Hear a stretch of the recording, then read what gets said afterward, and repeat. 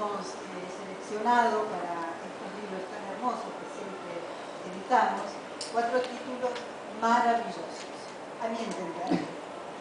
En teatro hemos editado Gigoló, de Enrique García Belloso. En radio hemos editado Mordisquito, de Enrique Santos Discépolo. En televisión, Nosotros y los Miedos. Fue un programa emblemático de nuestra televisión, con idea de Diana Álvarez, y en este caso editamos El miedo a los demás, y su autor, Juan Carlos Cernadal Lamadrid, nos está acompañando. Justamente con Cristina Murta, que fue la actriz que hizo el personaje, la protagonista de ese libro. Y para terminar, tenemos a Héctor Olivera, que va a presentar la película Tiempo de Revancha, de Adolfo Risparani. Y bueno, acá nuestro querido Carlos Polimeni será el coordinador de la mesa y presenta a los invitados y comenzamos.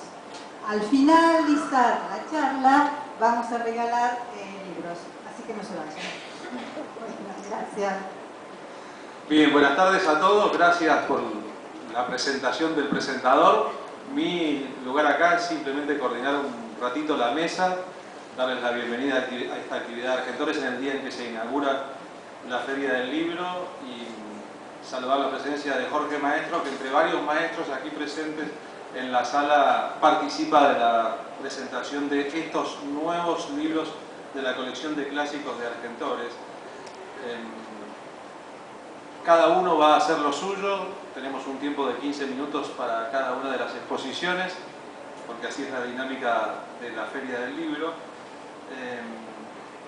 Y deberíamos pensar un poco por qué llamamos clásicos, quizás todos sepamos algunos momentos, algunas obras, algunos autores de nuestro acervo cultural, ¿no? ¿Cuál sería la diferencia entre lo clásico y lo moderno? ¿Y por qué algo se convierte en clásico sin que haya un campeonato con una tabla de posiciones, ni una votación del público, sino en todo caso un inconsciente colectivo, una parte de la sociedad que se siente representado?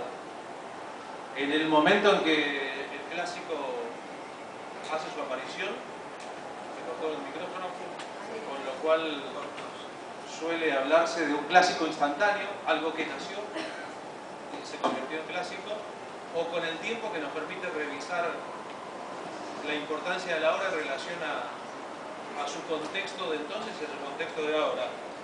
En un ratito, el maestro Carlos Ulanowski, aquí presente, maestro de radio, maestro de televisión, maestro de la vida, fundador de una escuela como TEA de docencia del periodismo, va a hablar sobre Mordisquito, el libro que recopila algunos de los momentos que Enrique Santos Discépolo le cedió a la radio en la Argentina. Está el libro que ustedes van a recibir y que pueden leer. Si entran a YouTube van a estar a disposición suya los audios de Discépolo fácilmente. Y pese a que Discépolo hablaba en la Argentina de los tempranos años 50 y un poco que impulsado por el propio gobierno peronista sobre el peronismo y sus adversarios, la verdad es que uno asume la dimensión de clásico de Mordisquito y de Discépolo ahí inmediatamente que lo escucha. Lo que Discépolo decía en el 51 vale para otras circunstancias de la vida histórica de la Argentina, incluyendo el hoy.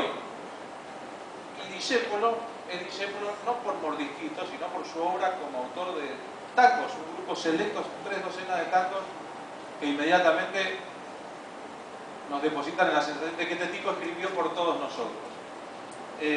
No hace falta que diga mucho más de Ulanowski, que está aquí a mi izquierda. Es raro que alguien esté más a mi izquierda, pero la verdad es que en muchos aspectos es un maestro para todos nosotros. Es el único periodista que yo churrería en mi vida cuando entré al diario Clarín hace 30 y pico de años, y me contestó siempre como que a mí qué me importa. Es un problema tuyo. Buscaste un ídolo mejor. En la Fundación de Argentores, la figura de un dramaturgo que escribió un montón de obras, Gigoló es una de estas y está aquí a disposición de ustedes, Enrique García Belloso, fue central Roberto Perinelli, que es un docente indecente, que es un premio nacional de teatro y que es un fundador de una escuela que participó de teatro abierto en el 81 y que tiene una obra importantísima. Hablar un poco sobre el autor, no hace falta que yo hable sobre el autor ni que nos pongamos de acuerdo de cómo se pronuncia, si en francés Gigolo o en castellano Gigolo. Pero en todo caso fue el tipo que puso la casa para que ocurrieran las reuniones que derivaron luego en la creación de Argentores. Es decir, un visionario, alguien que pensó en la condición del autor. No existía la televisión, no existía la radio en la dimensión que la conocemos, de teatro y de cine, antes que el propio sistema de producción pusiera a los autores en su lugar. Ustedes saben que Argentina es un lugar donde, a pesar de los pesares, los autores no solo tienen reconocimiento, no solo tienen una institución que los representa, sino que han tenido incluso un peso político importante. No ocurre en todas partes y no ocurre en muchas industrias culturales en que el guionista o el autor tiene que luchar para su visibilidad y muchas veces no lo logra, incluyendo allí la televisión estadounidense, por ejemplo, en que las estrellas son los protagonistas actores y nunca los guionistas, y solamente en casos excepcionales los directores. Tenemos acá, hablando de maestros proverbiales, al señor Héctor Olivera, que no viene a hablar de una película suya, sino de una película que él produjo para su casa Aries, de Adolfo Aristaray. La película se llama Tiempo de Revancha. Yo esta mañana me tomé el trabajo de mirar de vuelta la película. ¿Trabajo? Bueno, tuve la idea de mirar de vuelta la película, que me había impresionado fortísimamente en el cine cuando su estreno. Y tanto tiempo después, la historia de un tipo que decide quedarse callado para preservar su vida y puede terminar, hoy se dice, spoilear lo que voy a hacer, cortándose la lengua para que no lo obliguen a hablar, revela aspectos de la condición humana y de la política en la Argentina que para mí convirtió esa película en lo que llamo un clásico instantáneo. Cuando uno la ve dice, esta película nació clásica. Podríamos hablar de las obras cumbres del señor Olivera, empezando por La Patagonia Rebelde. Todo lo que la mayoría de los argentinos sabemos sobre los sucesos trágicos de la Patagonia Rebelde se lo debemos a Osvaldo Bayer, que hizo la investigación, y a Olivera, que filmó la película. Las obras urgentes, que serían las obras cumbres de Olivera, La Noche de los Lápices, películas que contaron en un tiempo casi que real, hechos que son historia, nos eximen de hablar más sobre él. Hay Juancito, filmada tanto tiempo después, es todo lo que yo sé sobre Juan Duarte, el hermano de Eva Perón, lo aprendí en la película, y el caso María Soledad, por mencionar solo algunas de las películas que hizo como director. Adolfo Aristaray habla poco de sí mismo, ¿no? Casi que no habla, pero para el que ama el cine argentino se comprenderá fácilmente que entre Leonardo Fabio y Adolfo Aristaray se explica por qué existe cine de calidad en Argentina. No son los únicos, como todos sabemos, pero esta película y ese momento de Aristaray, que era un pinche de la industria que fue haciendo todo el escalafón hasta llegar a dirigir y ser producido por Olivera, nos eximen de mayores comentarios. Está Juan Carlos Hernada Lamadrid, Lalo para los amigos, y está Cristina Murta, que fue la protagonista del capítulo que llega en forma de libro para completar la entrega de estos clásicos, uno de radio, uno de teatro, uno de cine y uno de televisión. Alguna vez Lalo fue poeta, ¿no? Al principio de todo. Cuando hizo programas clave de la estrella de televisión, fiscales o Yo fui testigo, mucha gente no sabe, a mí me pasó, que entrevistado para el programa, el que entrevistaba era el guionista Hernada de la Madrid y no el tipo que después hacía en cámara como que conducía el programa. Es decir, que se trataba de un trabajo integral de alguien que, además de guionista y director, era el entrevistador fantasma del programa que después Arturo Bonín hacía como que conducía, no, conducía haciendo la representación de un conductor, para ser justo con la situación.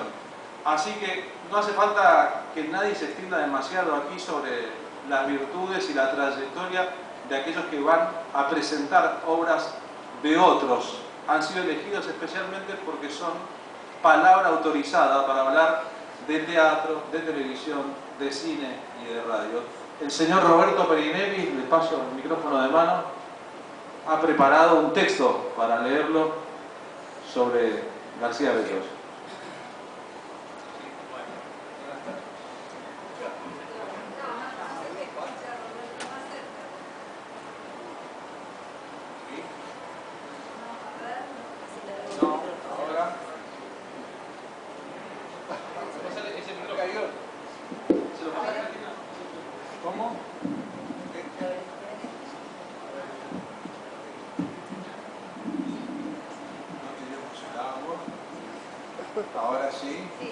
Sí, me acerco. Bueno, buenas tardes. Como se adelantó, yo voy a hablar sobre Enrique García Belloso, un rosarino de origen que nació en 1880 y murió en Buenos Aires en 1938. Vivió durante casi toda su extensión lo que algunos historiadores llaman la edad de oro de nuestro teatro, que también otros historiadores dicen que terminó en 1930. Además del dramaturgo prolífico, Gigolò es la última obra que le escribió en su vida de dramaturgo. Fue lo que se entiende hoy como un gestor cultural. Entre sus iniciativas se debe señalar que gracias a su amistad con el presidente de entonces, Torcuato de Alvear, llevó a buen término el proyecto de la Casa del Teatro, ese edificio Art Deco de la Avenida Santa Fe que se inauguró precisamente el mismo año que Belloso moría, 1936. También valiéndose de esa influencia consiguió que el Estado, digamos casi un milagro, comprara el Teatro Cervantes después de que su dueña, María Guerrero, falleciera y realmente no hubiera quien lo llevara adelante. Eso ocurrió un poco antes. Torcuato de Alvear facilitó los fondos para la compra. Se ocupó mucho del tema de la formación técnica y artística de los actores, de los dramaturgos. Fue vicedirector del entonces llamado Conservatorio Nacional de Música y Declamación y escribió libros sobre el tema que quizás sean los primeros libros que se han escrito sobre el tema acá en Argentina. Viajó a Europa acompañado de su amigo Ezequiel Soria a nutrirse de las novedades que en ese entonces aparecían en Europa y acá parecían muy lejanas. Esa experiencia la tiene retratada en un delicioso libro que se llama Memorias de un hombre de teatro, que son sus memorias precisamente de publicación póstuma, donde habla de su encuentro con Benito Pérez Galdós, en esa época un afamado dramaturgo y novelista, o novelista y dramaturgo español, realista, y de un tal señor que le encantó su conversación, que se llamaba Sebastián Melwood, y que en realidad era Oscar Wilde, que estaba refugiado en París después de los 2 años de prisión que tuvo que padecer debido a su famoso juicio con el padre de su amante, bueno, cosas que creo que se conocen. Tuvo una larga conversación con él y se enteró recién que era Oscar Wilde cuando tuvo que ir al hotel donde vivía Oscar Wilde para verlo muerto en la cama, para reconocer el cadáver. Eso le pasó a García Belloso. También se dedicó a la cinematografía, por supuesto una cinematografía incipiente, en aquella época se llamaba biógrafo.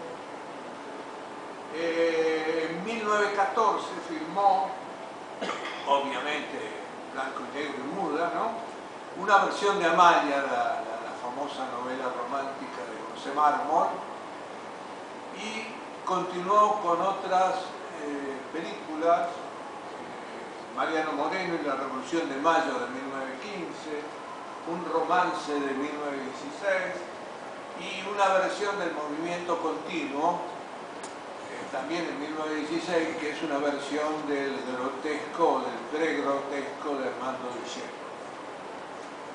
En 1937, casi al final de su vida, escribió el guión de Besos Brujos, una película dirigida por Ferreira y quizás una de las primeras, no fue la primera, pero una de las primeras que tuvo a Libertad Lamarque como protagonista. Fue amigo de sus colegas, fue generoso en los apoyos, fue el artífice de que Gregorio de la Ferrere se animara a escribir. Él le corrigió la primera versión, entre paréntesis, de Jettatore, lo animó a escribirla, le corrigió la versión y lo ayudó a llevar la escena, que fue la consagración de Jettatore como el primer autor de comedias, o de comedia blanca, como se dice vulgarmente, del teatro argentino. También apoyó mucho a Florencio Sánchez, fue escuchador, de la primera lectura de mi hijo el doctor, la primera obra y consagratoria, por otra parte, de Florencio Sánchez, y también consiguió que Martín Coronado, muy resistente a que los Podestá le estrenaran alguna obra, al final cediera y le diera a los Podestá la famosa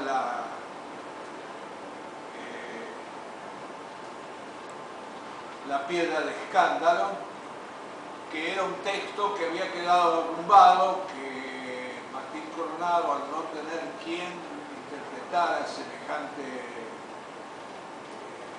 libro, decidió guardarlo en un cajón.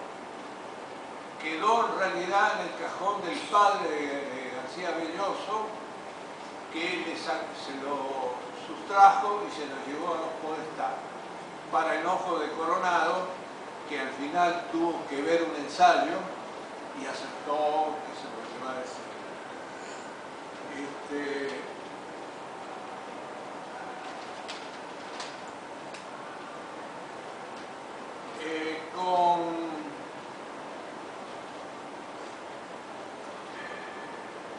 Con Jesús Nazareno, García Belloso comenzó una carrera autoral que, como otros autores de su época, llevó por un camino no demasiado feliz.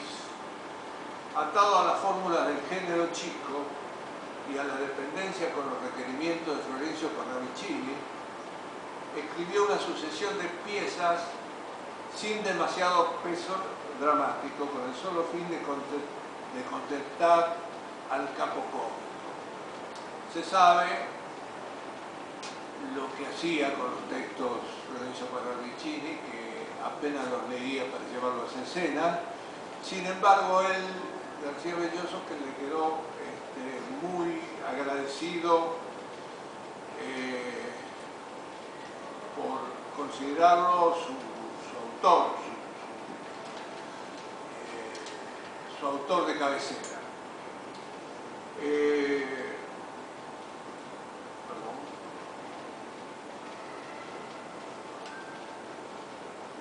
Mesantier, que en este papel de gestor cultural que se le reconoce y que yo le reconozco a García Belloso, está, como se dijo acá hace un momento, la fundación de la primera sociedad de autores, exactamente el 11 de septiembre de 1910, que se llamaba Sociedad Argentina de Autores Dramáticos y Líricos, prestó su casa para la primera reunión y fue la primera sede de la sociedad.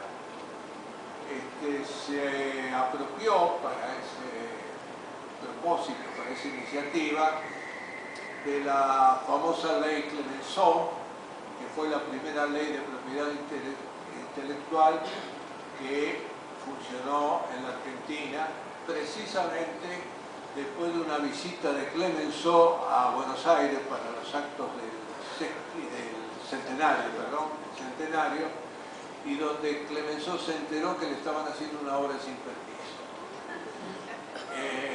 protestó y el Congreso Nacional dictó la ley, creo que en 48 horas, algo así. Por supuesto no era retroactiva, por lo tanto lo que estaban haciendo a la hora de Venezuela siguieron haciendo, ¿no?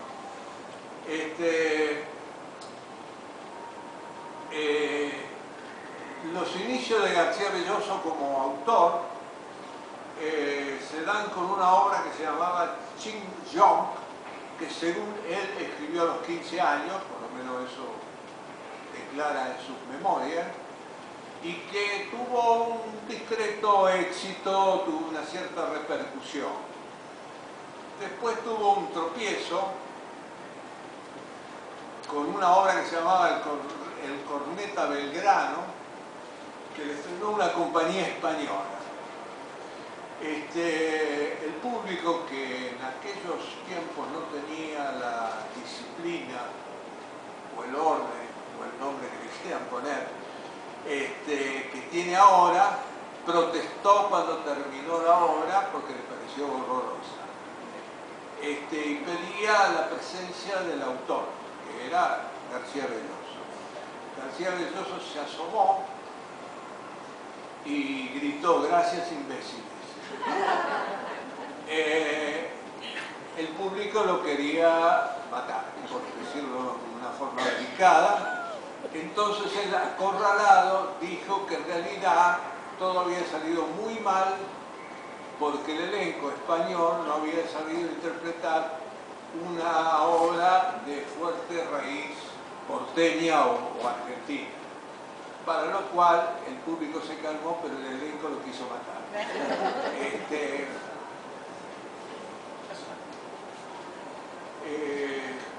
Jesús Nazareno, que es su primera pieza de enjundia, realmente una de las que muchos marcan, una de las 4 piezas que dieron comienzo al verdadero teatro argentino, que son las 4 piezas que estrenaron los Podestá en el Apolo en 1902. Jesús Nazareno, por si acaso, fue estrenado por los Podestá en esa famosa temporada, sin el nombre del autor, para que no hubiera problemas. De toda su prolífica obra, y a pesar de los reparos que puede encontrarse en todo lo que escribió para Florencio Parravicini, que suponemos que en algún momento habrá hecho lucir mucho de su dramaturgia y en otro momento no tanto, porque si tenemos en cuenta la displicencia de Parravicini para los ensayos y para las representaciones, él se valía de su carisma independientemente de cualquier texto.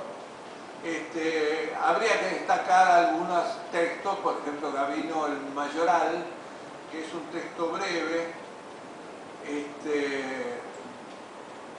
que sin duda es una joya de la literatura dramática argentina de la época de la Edad de Oro.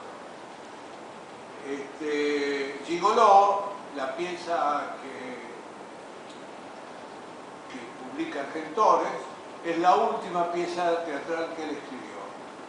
Tiene un aire,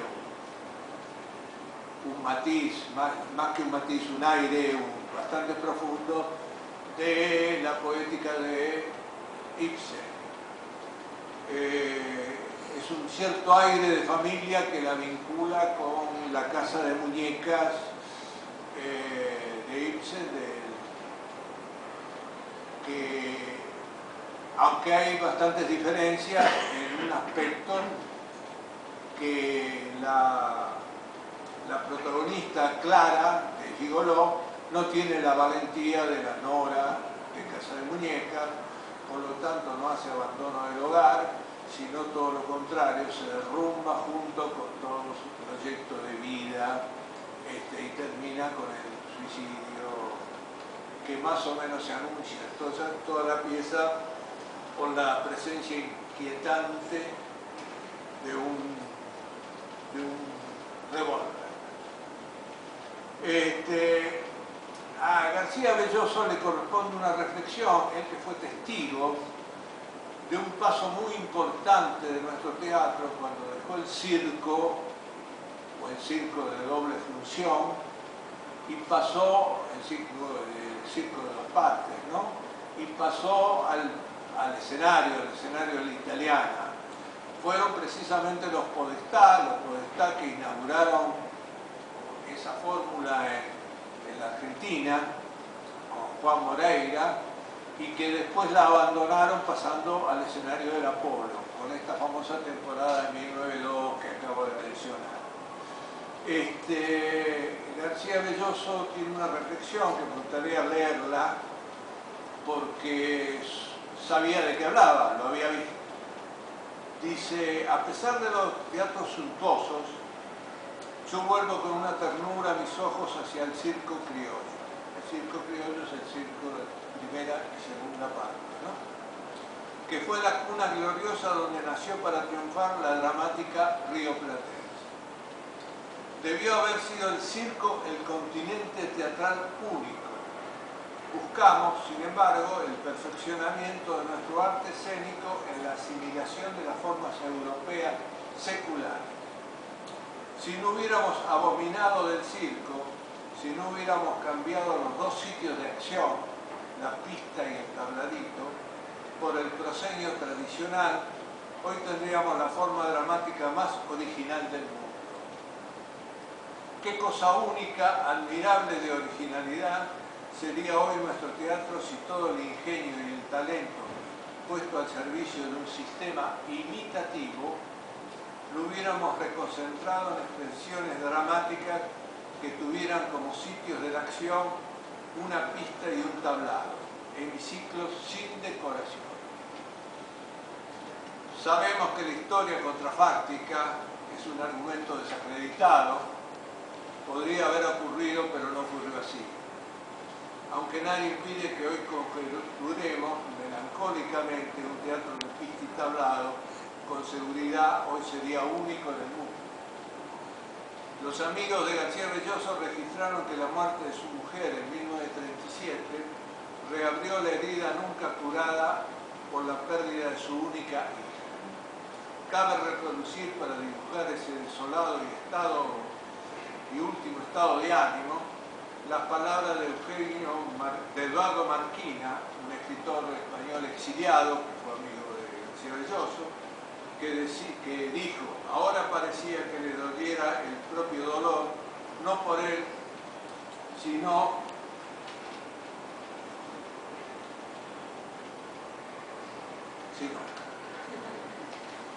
porque le impedía agasajar, servir, abnegarse, en definitiva, sacrificarse por los demás.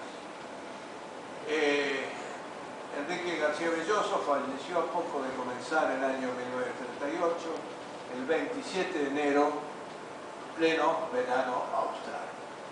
Muchas gracias.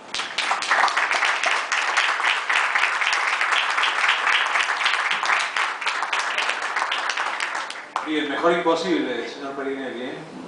A todos nos ocurrió una idea. Cuando dijo García Belloso fue testigo, Sanada La Madrid dijo: qué buen nombre para un programa de tele.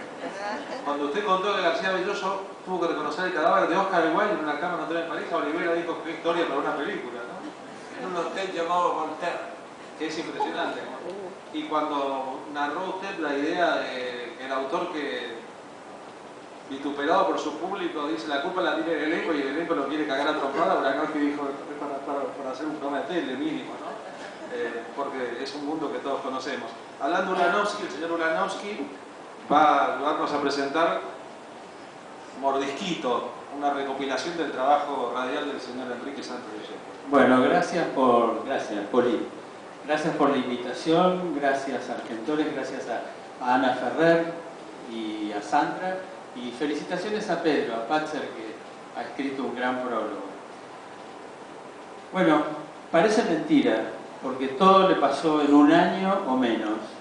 En junio de 1951, cuando ya era un notable y muy reconocido personaje de la música popular, del cine y del teatro, Enrique Santos Discépolo aceptó una invitación de la Subsecretaría de Prensa y Difusión para participar de un microprograma radial que se emitía en horario nocturno llamado Pienso y digo lo que pienso. Lo aceptó, decía, aunque a regañadientes, porque entendía que ese ciclo, ideado en un marco preelectoral, contenía una alta cuota de propaganda partidaria. Pero desde que lo tomó a su cargo Discépolo, retocó los textos originales que escribían Julio Porter y Abel Santa Cruz, ideó un personaje al que interpelaba, llamado Mordisquito, representativo de la clase media y alta, opositora a Perón, y conceptualizó el espacio alrededor de la frase «a mí no me la vas a contar». Y lo aceptó también porque él estaba admirado por los cambios sociales y económicos logrados por el peronismo.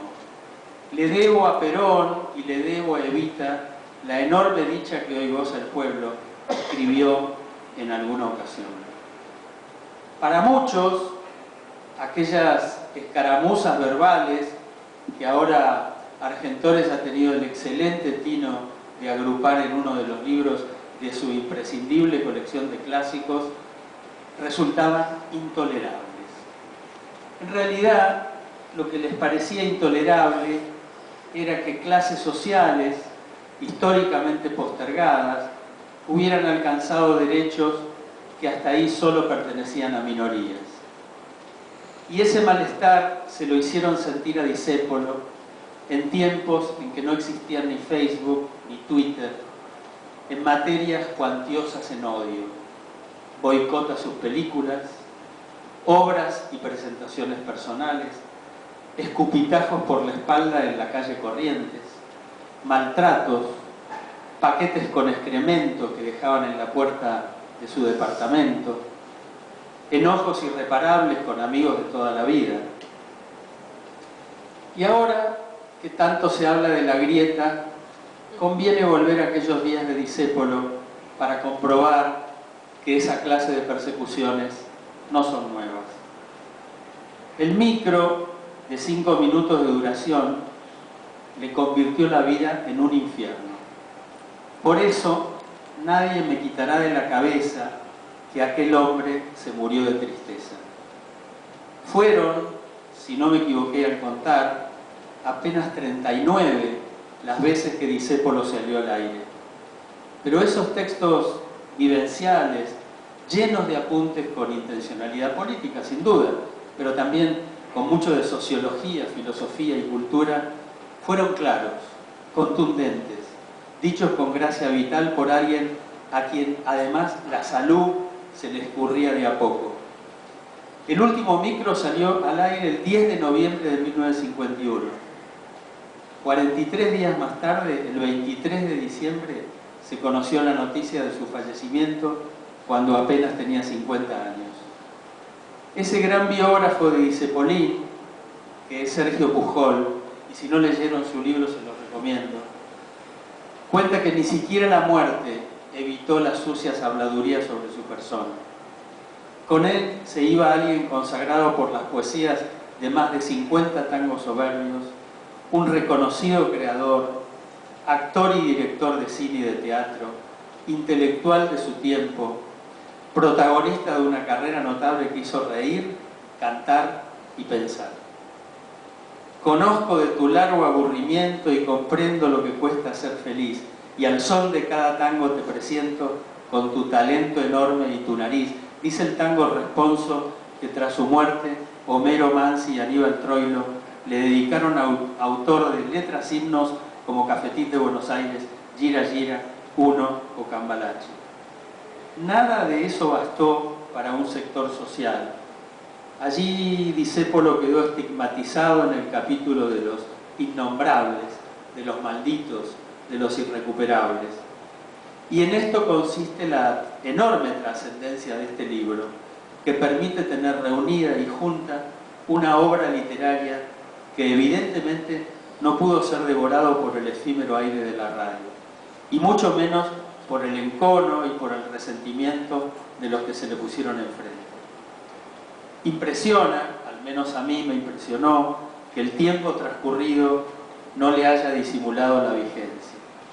Asombra cuánto muerde todavía hoy, a 66 años de su transmisión original, aquel mordisquito al que Discépolo retaba y desafiaba con sus catilinarias cotidianas. Y emociona la actualidad de esos libretos que, pensando en la particular voz de don Enrique, nos gritan y nos piden que no olvidemos un tiempo que parece estar lejos, pero que sigue demasiado cerca. Deleita lo bien escritas que están estas aguafuertes, recreadoras de situaciones que no figuran en los libros de historia. Y duele entender cómo los razonamientos del Contreras de la década del 50, que más adelante se convirtió en gorila, y luego en muchas cosas de la condición anti, se parecen tanto a lo que en la actualidad expresan odiadores, linchadores de las redes sociales. Aquí, en el libro, en la página 14, voy a leer un fragmento, es un texto que se llama "Resulta que antes no te importaba nada". Resulta que antes no te importaba nada y ahora te importa todo, sobre todo lo chiquito. Pasaste de náufrago a financista sin bajarte del bote. Vos, sí, vos, que ya estabas acostumbrado a saber que tu patria era la factoría de alguien y te encontraste con que te hacían el regalo de una patria nueva. Y entonces, en vez de dar las gracias por el sobre todo de Vicuña, dijiste que había una pelusa en la manga y que vos no lo querías derecho, sino cruzado. Pero con el sobre todo te quedaste. Entonces, ¿qué me vas a contar a mí? ¿A quién le llevas la contra? Antes no te importaba nada y ahora te importa todo y protestás. ¿Y por qué protestás? Ah, no hay té de Ceilán. Eso es tremendo. Mirá qué problema. Leche hay, leche sobra. Tus hijos, que alguna vez miraban la nata por turno, ahora pueden irse a la escuela con la vaca puesta. Pero no hay té de Ceilán. Y según vos, no se puede vivir sin té de Ceilán. Te pasaste la vida tomando mate cocido, pero ahora me planteas un problema de Estado porque no hay té de Ceilán. Claro, ahora la flota es tuya, ahora los teléfonos son tuyos, ahora los ferrocarriles son tuyos, ahora el gas es tuyo, pero no hay té de Ceilán. Para entrar en un movimiento de recuperación como este al que estamos asistiendo, han tenido que cambiar de sitio muchas cosas y muchas ideas. Algunas monumentales, otras llenas de amor o de ingenio.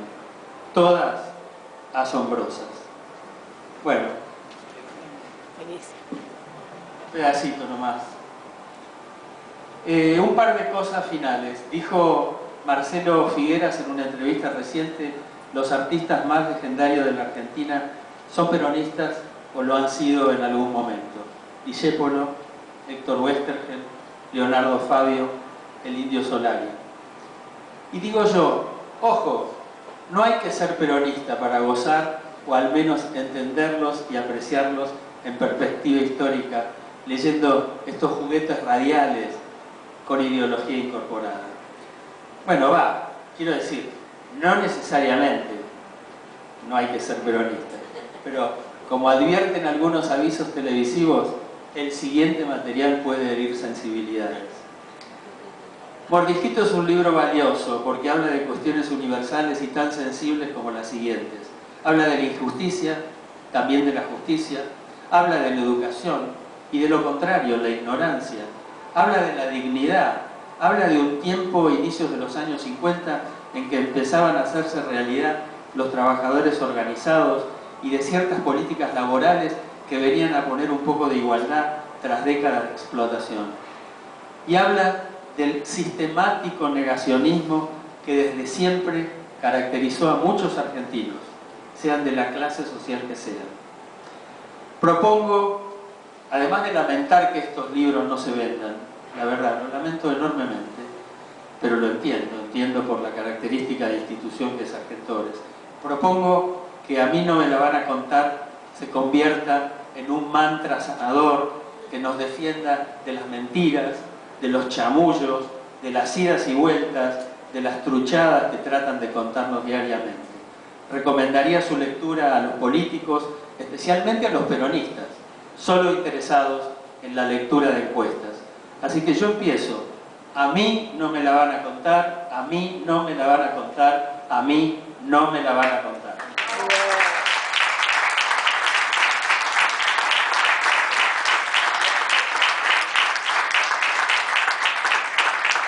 El señor Carlos Ulanowski, como yo acá trabajo de senador de tiempos, miré el reloj para ver la hora cuando empezó, 15 minutos exactos. Ustedes saben, en radio el tiempo es tirano. Una cosa que dijo Poli es cierta, que ahí en YouTube están muchos de los sonidos, muchos de los textos hablados por el propio Mordisquito. Y hoy en su programa Poli pasó algunos. Sí. ¿Cuál pasaste? Impresiona. Uno que empieza con lo mismo. A mí no me vas a contar. A Perón lo inventaron ustedes. Uno en que le dice a los antiperonistas, a un antiperonista, Mordisquito no es el personaje de Ceplo, sino el otro. Él le habla a un Mordisquito. Ustedes inventaron a Perón, ustedes inventaron a Evita. La injusticia inventó el gobierno que a él le tocaba defender. 15 minutos cada uno, esa era la lógica del programa. Metió catilinaria en mitad del texto, no sé si escucharon. La catilinaria, Tito Cosa. ¿Alguna vez estudiaste latín? Usque tandem catilina dutare patientia nostra. No, pero hay que meter catilinaria hablando de Discépolo. Yo el año pasado, por cuestiones paternales, mi hijo hacía el ingreso a un colegio público todos los sábados a la mañana, terminé desayunando todos los sábados y leyendo los diarios en el Café Los Galgos, un hermoso café notable de Buenos Aires que está en Callao y Corrientes. Ahí enfrente vivía y murió Discépolo. Callao, sí, entre Corrientes. Ah, no, Callao y Lavalle. Ahí enfrente, en la cortada que hoy lleva su nombre, donde estaba el Picadero, el Teatro Volado, bueno, donde sigue estando. Ahora vivía Discépolo. Y en el bar, a manera de mostrar la recuperación del bar, está puesto el mingitorio original colgado como un cuadro. No sé si alguno lo vio. El lugar donde Discépolo meaba y cagaba cuando iba al bar está expuesto en público. Tan importante, los tipos que paraban ahí eran Discépolo, Mansi, bueno, estaban muy cerquitos, está cerca de Sadaí y otro montón, pero ahí paraban Discépolo, Mansi y otros muchachos grosos de entonces, en los años 30 y 40. Dense una vuelta, porque el lugar donde cagaba Discépolo parece un monumento a la ciudad de Buenos Aires y nadie se acuerda de los tipos que insultaban a Discépolo por la calle. Lo que sigue va a ser la señora Cristina Murta. ¿Tiene este micrófono? ¿Le viene bien? Protagonista del capítulo escrito por Juan Carlos Lalo Cernada de la Madrid, de Nosotros y los Miedos, que está impreso ahora el libro. El mundo vive teniendo miedo al otro, a los demás, al extranjero, a lo foráneo, al alien. Hoy, si uno mira el mapa del mundo, con Trump diciendo que los malos son los coreanos y los coreanos pensando que los malos son los estadounidenses, pero también los argentinos que piensan que los malos son los paraguayos, y el ser humano sobre el planeta Tierra que dice que los malos son extraterrestres que nos van a atacar. Se da cuenta que en el origen de muchas de las cosas malas que pasan en el universo, en este universo y acaso en la galaxia, es el temor al otro, que es siempre el desconocido. Cuando conocemos dejamos de odiar, siempre amamos lo que conocemos y odiamos aquello que en realidad desconocemos, no conocemos. No mencioné los premios de la señora Cristina Murta, quieren que lo haga en público, ganó todos los premios de actuación que existen. Gracias a Gentores por haberme invitado, gracias por haber hecho este ciclo Nosotros y los Miedos, y específicamente a Lalo, que para mí va a seguir siendo Lalo, a Lalo Cernada Madrid, que es el autor de este libro, y a todos los autores que fueron equipo, Nosotros y los Miedos, como acá Jorge Maestro, Sergio Baiman, Olga Piná, Jorge Peláez, Lalo, Jorge Geis, todos los que están escuchando, seguramente de por ahí arriba, y a todos los autores que fuimos unos cuantos, y después de muchísimos años se volvió a hacer un grupo por primera vez por una idea de Diana Álvarez, que también fue la creadora y la realizadora de este ciclo, que está con una especie de gripe así feroz, por eso no está presente, pero sí les manda a todos ustedes y muy especialmente a vos, Lalo, un abrazo grande. No puedo menos que recordar a Olga Zubarri, Aldo Barbero, Ana María Picchio, a Miguel Ángel Solán, a Ricardo Darín, después se sumaron algunas, a Rodolfo Raña, el Tano, si me llevo de verde me mata,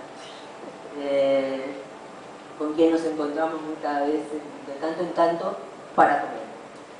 Bueno, voy a lo específico. En el libro de Lalo, que es Mira a los demás, está representado por un personaje central que ella es una madre soltera, donde es lo diferente, lo que la sociedad no acepta, lo que no acepta la familia, ahí está la grieta, como decís vos, lo que al principio parece ser que van a aceptar los, entre comillas, próximos suegros, su novio, que era Ricardo, hasta que ella muestra su verdadera intención. Una, tener bebé. Dos, casarse. Y como bien lo puso Lalo, la rechazan todos. Los primeros los padres, que les parece eso. ¿Qué van a decir los demás? O sea, ni siquiera les importa a la hija, si la hija lo tiene, no lo tiene, no lo tiene. De hecho, ellos no tienen un peso, no tienen un mango. O sea, que se vaya, que viva como pueda, que haga lo que quiera no va a poder hacer nunca, porque todos sabemos que necesita dinero. La piba está destrozada porque los escuchó. Ellos nunca se animaron a decírselo a ella. Gritaron tanto que ella decidió irse.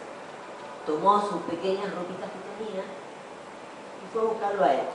Cuando llega a la casa de él, encuentra unos padres maravillosos, que todo les parece bárbaro, sí, que venga, que esté todo divino, el novio, sí, claro, todo bien, hasta que nuevamente ella muestra la intención de tener el chico y casarse, tener una familia, un sueño dorado, hasta que nuevamente es rechazada, el novio no se hace cargo, la supuesta suegra que antes la adoraba, ahora dice esa chinita que quién sabe qué cosas e intenciones tiene, que es una vaguita cualquiera, que vaya a saber qué, no la vamos a tener acá, y nuevamente está. ¿Y qué van a decir los demás? ¿Qué va a decir el barrio? Que el nene hizo tal cosa. ¿Qué va a decir? Él está para vivir su vida y no para casarse, que siga adelante y tal cual. Y ella va deambulando hasta que, como todavía no se le nota mucho la panza, la recibe una persona para que pueda estar a trabajar en cama. Ese papel, lo recuerdo muy especialmente, lo hacía Alicia Aller, que también trabajaba con nosotros y que también nos está escuchando hoy. Quien la atendió, la recibió muy bien y todo fue bárbaro, hasta que llegó el momento que ya tenía que parir. Cuando tuvo que parir, no había sitio, no había lugar, no había refugios para madres, no había comprensión para una madre que queda embarazada y no tiene un señor al lado. Ella cae a una especie de hospicio por donde la van a recibir muy poquito, porque la van a atender hasta que tenga el bebé. Y todos le recomiendan lo mismo. O, desde el principio, o que se saque el chico, o que lo dé, porque su vida va a ser un calvario. Ella, muy viva, primera lucha mucho con esto. Los padres del novio van a este lugar a decir que el hijo va a reconocer, pero nada más. Hasta ahí llegó mi amor. Ella, mostrando, como muy bien lo mostró Lalo, metafóricamente, esto es ser diferente al otro, ¿no? Y el otro, pensar que solo lo establecido por la sociedad es lo que es aceptado y creíble. No es creíble, no es aceptado, como no es aceptado que entren los migrantes, como no son aceptados los negros, como tampoco acá parece que pueden vender. Como parece que nosotros vamos descubriendo, como hoy lo mencionaban, que también somos bastante reaccionarios, porque el Paraguay, como por ahí, ¿no? Porque viste los paraguayos, mucho más, ¿no? Que los indios, que el guaraní. Bueno, acá es igual. Ella termina sola y pese a todas las recomendaciones, cuando le vienen a decir que él va a reconocer al hijo, pero nada más, llorando desconsoladamente porque ella lo ama profundamente, se pone firme, se empecina y dice, es de otro, no es de él. Con lo cual intentan, que bueno, que le digan, es de otro. Se terminó, no es de él. Y termina la historia, también contada por Lalo, donde ella, como puede y sin saber nada, como no se queda sin saber el público y nadie qué va a hacer de su vida, está saliendo en un día de lluvia a Buenos Aires, de un hospital, que podría ser casa cuna. Está saliendo con el bebé en brazos y es ese ruido, esa vorágine de la ciudad, del mundo, que está cada uno lo suyo, lo suyo, lo suyo, lo suyo. La individualidad y la locura.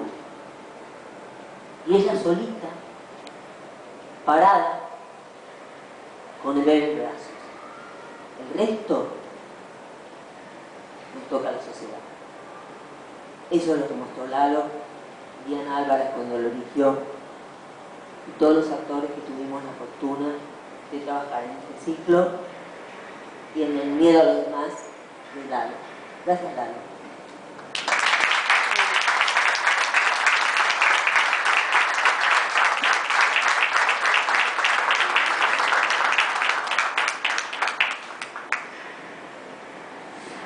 Bien, qué gana de leer los libros, ¿no? Sí. Lalo, ¿da ganas de leer el propio libro al menos? No, lo sacamos ahí. Sí, yo ya lo tengo acá porque ahora lo voy a leer. ¿Dónde está, no? El otro día el maestro Osvaldo Bayer cumplió 90 años y hubo una celebración en público en una plaza que queda en el barrio de Núñez a 1,5 cuadras de donde viva. Lo llevaron, lo trajeron en silla de ruedas, bandas de rock cantaron y tocaron, había un montonazo de gente, lo pasaba por la tarde divino de el todavía verano en Buenos Aires, y su amigo burgués, así dice Osvaldo Bayer, mi gran amigo burgués, el señor Olivera, estaba ahí presente para hablar desde el escenario como si fuera una estrella de rock de su amigo Osvaldo Bayer. Si Osvaldo Soriano estuviera en este mundo diría exactamente lo mismo. Si hay una demostración respecto a que hay una grieta que existió siempre y un montón de grietas que podríamos obviar, es la presencia del amigo burgués del señor Osvaldo Bayer en la vida del cine de Argentina. Eso del amigo burgués lo dijo en un cumpleaños mío, alguien que aquí está presente, Tito Cosa.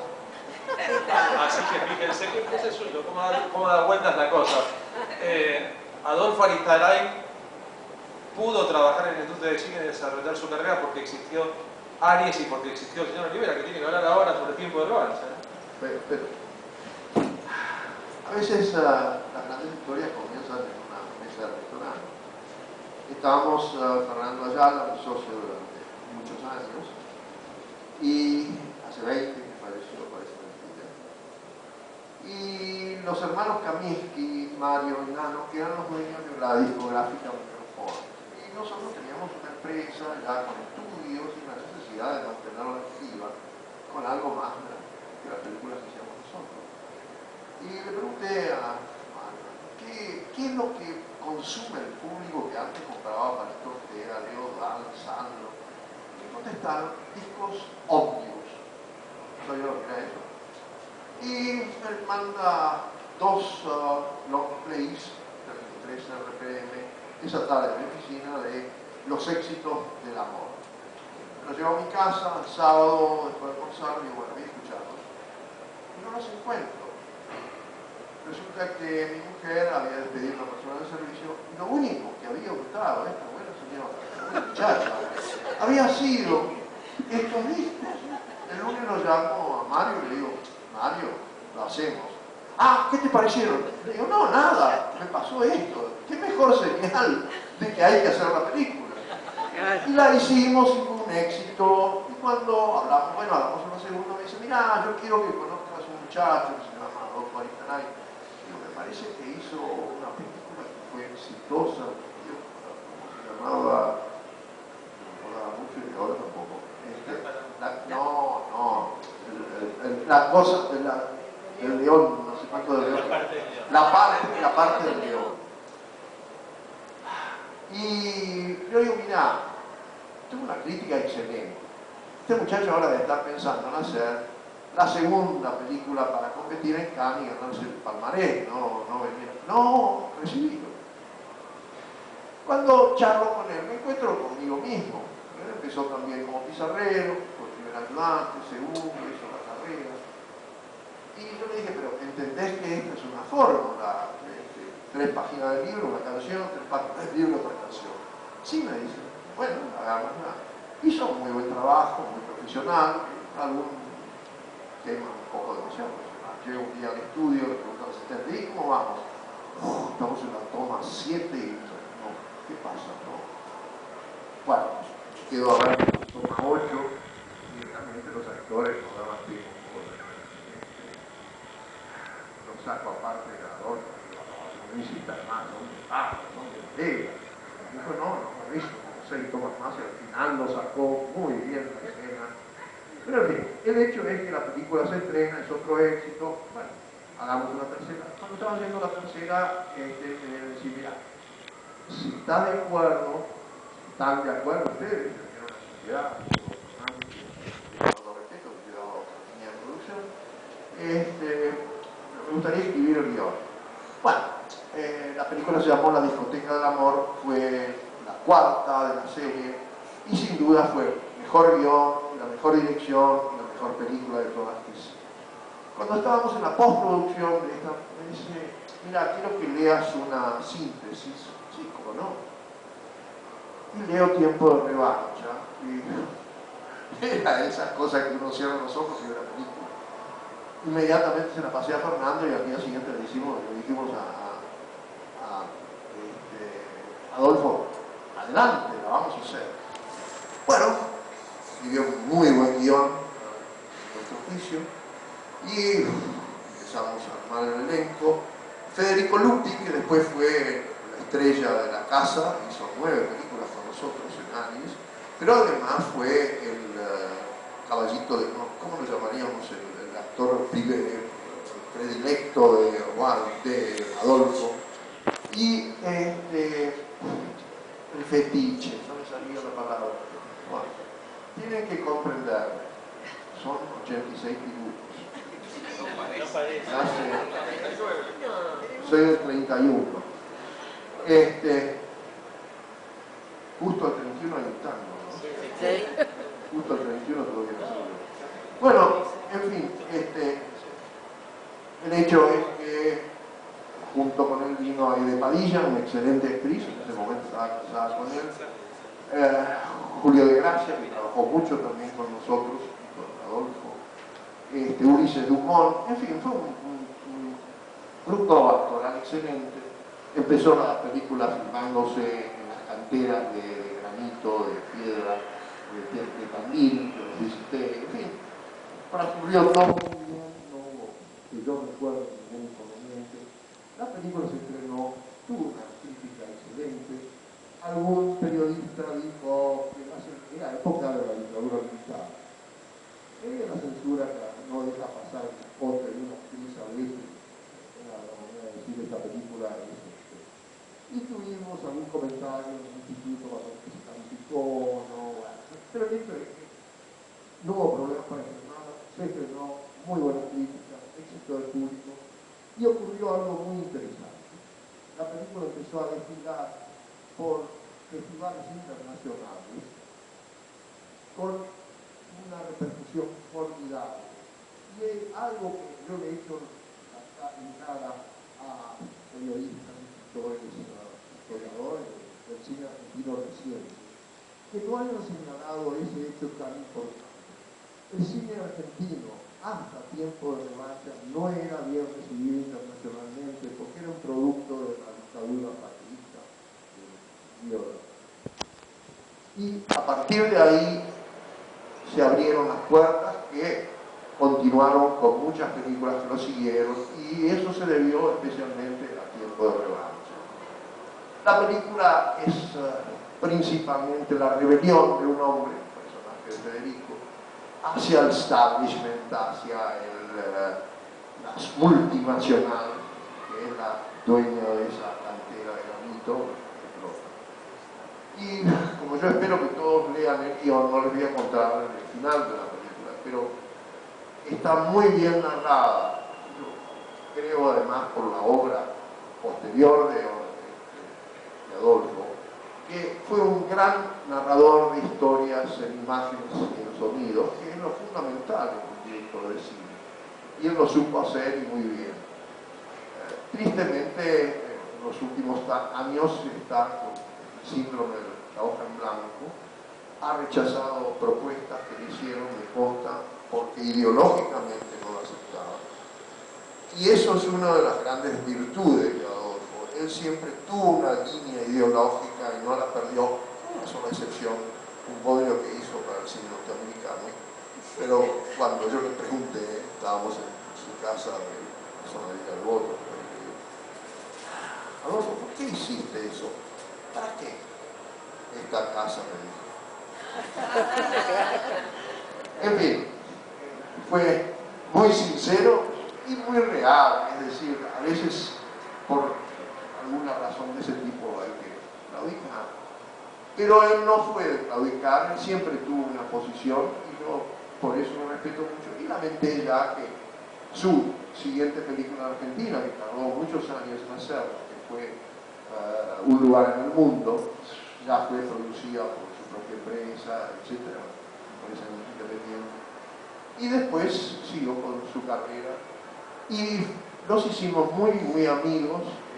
Siempre ha tenido ciertas referencias a mí. Yo lo quiero mucho, lo respeto, nos hablamos frecuentemente. Y reconozco en él algo que he señalado antes. No es fácil en esta actividad del cine tener una línea de conducta. Y él la ha tenido siempre. Yo creí que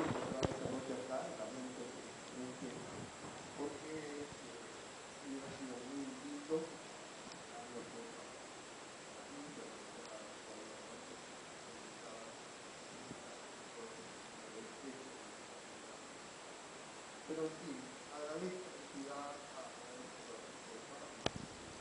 que hayan elegido Tiempo de Revancha para esta colección de clásicos del cine nacional. Muchas gracias.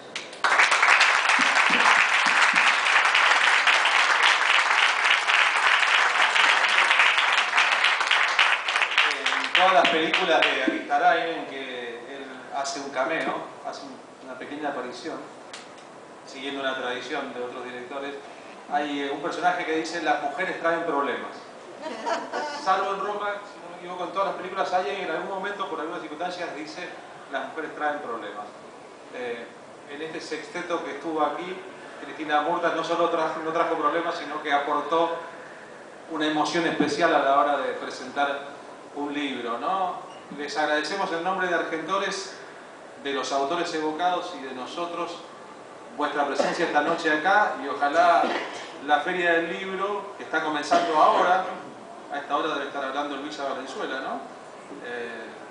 dijo, entre otras cosas, que va a hablar sobre la posverdad como concepto en el mundo actual, en que parece importar más causar una impresión que la propia verdad, en que la verdad en todo caso ha perdido valor contra la certeza del impacto, ¿no? En que se puede prometer y después no hacer, en que el mejor rendimiento de ciertos políticos se da durante las campañas que sirven para conseguir votos y no cuando gobiernan. Las palabras que son las que usamos nosotros y las que están en los libros nos sirven a todos para reflexionar un poco, ¿no? El libro, pese a que formalmente integra el mundo de la cultura, para mí será siempre contracultura. No por oponerse a algo, sino por pensar distinto a lo establecido. Me parece que el lugar del cine, de la radio, del teatro, de la televisión, del mundo audiovisual, de la comunicación, es en todo caso interactuar con el poder confrontando y no poniéndole alfombra roja, porque cuando los responsables de cualquiera de estas disciplinas son lameculos del poder de turno, le ponen la alfombra roja, terminan siendo largamente olvidados. Habrán visto cómo cada uno de los personajes cuyas obras hemos presentado, cada uno de su manera y de su modo, se han parado frente a poderes muy importantes: la tradición, la familia, la propiedad, la oposición a un gobierno, un propio gobierno, una dictadura militar, para decir lo suyo y bancar lo que venga. En nombre de todos ellos, gracias a ustedes por haber estado aquí esta noche con nosotros.